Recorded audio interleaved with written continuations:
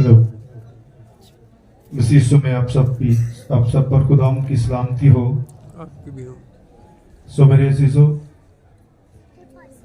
मैं वक्त को मलूज़े खातिर रखते हुए थोड़ी सी बात करूँ। कोशिश करूंगा कि 15 से 20 मिनट तक हम तसल्ली की बातों को कलाम में से जानेंगे, क्योंकि कलाम का जानना बहुत ज्यादा जरूरी है। क्योंकि हम इस रोहे जमीन पर रहते हैं, हमारा एक दुश्मन भी रहता है जो ना उम्मीदी का हाकिम है। एक ईमानदार को उम्मीद और इत्मीनान से हमेशा भरे रहना चाहिए, क्योंकि ये मौत जो है ये वक्ती है। आज हमारे दरमियान हमारी बहन का वजूद, उसका बदन पड़ा हुआ है।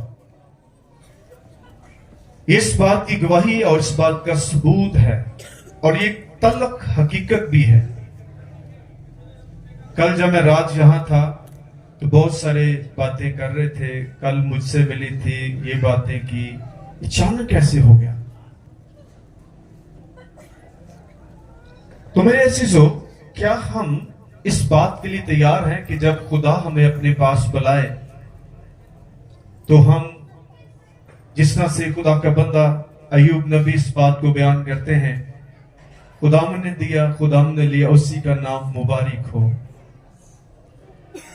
मौत एक हकीकत है, और खुदा का बंदा पलूस रसूल इस बात को बयान करते हैं, ऐ भाइयों, मेरा मतलब यह है कि गोश्त और खून खुदा की बादशाही के वारिस नहीं होंगे और ना फना बका की वारिस होंगी। पहला कृत्य उसका 15वां बाब उसकी 50वीं आयत में ये मरकूम है। मेरे अजीजों, हम इस बड़े हादसे को जब हमारे खानदानों में होता है तो हमें बड़ा गम और दुख होता है, और इस गम और दुख का इलाज सिर्फ मेरे यीशु के पास है। उसने ही ये बात का ऐलान किया, ऐ मौत तेरा डंक कहां रहा। अगर हम थोड़ा सा बागियात में जाते हैं तो खुदा ने इंसान को मरने के लिए पैदा नहीं किया था। मौत इंसान का खुद का चुनाव था। खुदा ने आदम को कहा, इस दरख्त के फल को तूने नहीं खाना, जब तू खाएगा तो क्या करेगा, मरेगा। तो इस तरह से मौत जो है बनी आदम पर गालिब आई। अब जब मौत आ गई तो खुदा इससे खुश नहीं था, क्योंकि खुदा इंसान से प्यार करता है। उसने उस इंसान को अपनी छवि पर पैदा किया है। वो अपनी आंखों के सामने उस इंसान की उस बुरी हालत को देख नहीं सकता। वो कि शैतान ने तो अपने हिस्से का काम किया, क्योंकि शैतान तो आए इंसान को मारने के लिए। यूहन्ना की इंजील में यीशु मसीह ने बयान किया है, चोर चराने नहीं आया बल्कि मार डालने और हलाक करने के लिए आया, लेकिन मैं इसलिए तक तुम जिंदगी पाओ और कसरत से पाओ। आमीन। यीशु किस लिए आया? ताकि हम एक कसरत की जिंदगी पाएं। लेकिन एक तरफ मारने वाला है, एक तरफ बचाने वाला है। हमें बड़े मुतात होकर इस जिंदगी को बसर करना है। तो हम देखते हैं जब ये मौत का फतवा जारी हो गया तो इसके लिए एक बड़ी कुर्बानी की जरूरत थी कि फिर से इंसान को वो जिंदगी दी जाए जो बाग़ अदन में शैतान इब्लीस ने इंसान से छीनी थी। और इसके लिए मुख्तलिफ अदवार में पैगंबर नबी आए, क्योंकि वो सब इंसान थे, उनकी जात में भी गुनाह था।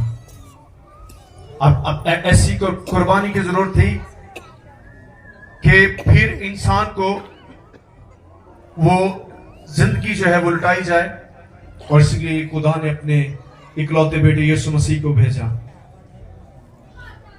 तो यीशु मसीह ने अपनी जान देकर हमें इस मौत के बंध से आजाद किया है। आमीन आमीन। ये वक्ती जुदाई है, इसके बाद हमेशा हम खुदा के साथ रहेंगे, क्योंकि इस रूहे जमीन पर शैतान रहता है, और शैतान की हर मुमकिन कोशिश है कि हमें फिर से खुदा से दूर किया जाए। और कई दफा कई बार हम खुदा से गुनाह की सूरत में दूर हो जाते हैं। इसलिए मेरे अजीजों, हमें इस बात का ध्यान रखना है कि मेरे पास जो अब जिंदगी है वो मसीह की दी हुई जिंदगी है, उसको मैं जाया ना करूं। बहुत सारे लोग जो हैं वो मसीह की दी हुई जिंदगी को बर्बाद करते हैं, तबाह करते हैं, बुरे काम करते हैं, गुनाह करते हैं और बहुत कुछ करते हैं। इससे खुदा को तकलीफ होती है, क्योंकि उसने हमारी खातिर कोड़े खाए हैं, हमारी खातिर उसने अपनी जान दी है। उसके चेहरे पर थूका गया, उसके सर पर कांटों का ताज रखा गया, उसके मुंह पर थप्पड़ मारे गए, उसको मुक्के मारे गए। क्या आप जब गुनाह करते हैं आपको तकलीफ का एहसास होना चाहिए कि इस बदन के लिए, इस जिंदगी के लिए किसने कुर्बानी दी है। बाइबल कहती है मरना जरूरी है। कोई भी शख्स यहां नहीं रहेगा। अगर हम गरीब लाजर और अमीर शख्स की भी कहानी को जब पढ़ते हैं, सुनते हैं, तो क्या हुआ? आप अमीर हैं, गरीब हैं, बीमार हैं, तंदुरुस्त हैं, आप जवान हैं, बुढ़े हैं, आप बच्चे हैं, आपको इस प्रोसेस से गुजरना ही पड़ेगा, क्योंकि फानी चीजों को बका नहीं है। खुदा का बंदा क्या बयान करता है? ऐ खुदावंद तू हमें अपने दिन गिनने सिखा ताकि हम तना दिन हासिल करें। यानी इस बात को हम याद रखें कि हम इस रोहे जमीन पर परदेसी और मुसाफिर हैं। हमारा देश ये दुनिया नहीं है, हमारा देश आसमान है। आमीन। जहां पर मौत का कोई भी इख्तियार नहीं है। इसलिए मेरे अजीजों, ये वक्ती गम भी है, तकलीफ भी है, लेकिन मैंने इस बात को अपनी जिंदगी में खुदा के कलाम से सीखा है। दुनिया का कोई गम, कोई दुख इतना बड़ा नहीं है कि आपको मसीह की तसल्ली हासिल ना हो। उसने अपना इत्मीनान हमें दिया। उसने कहा मैं तुम्हें अपना इत्मीनान देता हूं। अगर आपके पास खुदा का इत्मीनान है, हर एक ईमानदार के पास ये इत्मीनान होना चाहिए, क्योंकि जब आप इस बदन से प्यार करते हैं तो आप इस बदन को छोड़ना नहीं चाहते, इसको छोड़ना ही पड़ेगा, ताकि आप अपने उन अब्दी मकानों में दाखिल हो जाएं जो यूहन्ना की जेल में यीशु मसीह ने बयान किया है कि मैं जाता हूं जाके तुम्हारे लिए जगह तैयार करूं। अगर मेरे बाप के घर में मकान ना होते तो मैं तुम्हें कह देता, मैं जाता हूं और फिर आऊंगा और तुम्हें भी अपने साथ ले जाऊंगा, क्योंकि जहां मैं रहता हूं तुम भी मेरे साथ रहोगे। आमीन। तो कैसे पॉसिबल होगा? जब हम इस बदन को जो मिट्टी से बना है, जो खाक से बना है, पैदाइशी किताब में खुदा ने आदम को क्या कहा? ऐ आदम तू खाक और फिर खाक में ही लौट जाएगा।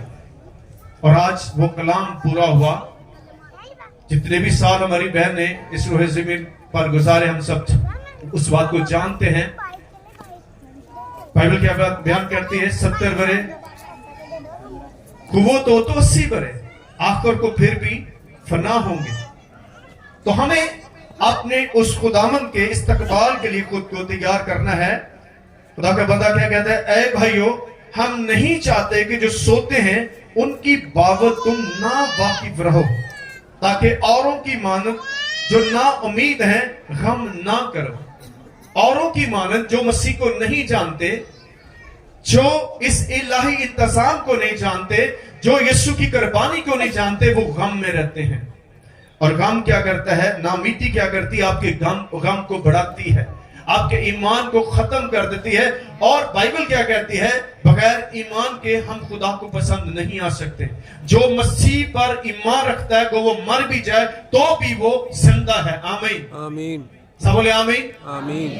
जो मसीह पर ईमान रखता है वो मर भी जाए तो भी वो जिंदा है। खुदा का बंदा क्या कहता है? कौन मुझे मसीह की मोहब्बत से जुदा करेगा? मौत भी नहीं कर सकती। इसलिए हमें इससे डरने की जरूरत नहीं, घबराने की जरूरत नहीं, और मायूसी की बातें करने की जरूरत नहीं। इसके बच्चे क्या करेंगे? मैं बहुत सारे लोगों को सुन रहा हूं, इसको ऐसा नहीं होना चाहिए। खुदा इससे ना खुश होता है। खुदा ने अगर इसको अपने पास बुलाया तो उसका एक पूरा प्लान है, उसका एक मंसूबा है, वो इसके बच्चों की हिफाजत करेगा। ना मैं कर सकूं, ना आप कर सकते हैं।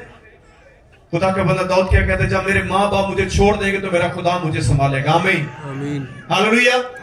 कौन संभालेगा? तो आप गम को बढ़ाएं ना, तसल्ली दें, क्योंकि वो तो पहले ही इस गम में से गुजर रहे हैं, आप उन्हें खुदा के कलाम की तसल्ली दें जो बाइबल में लिखा है।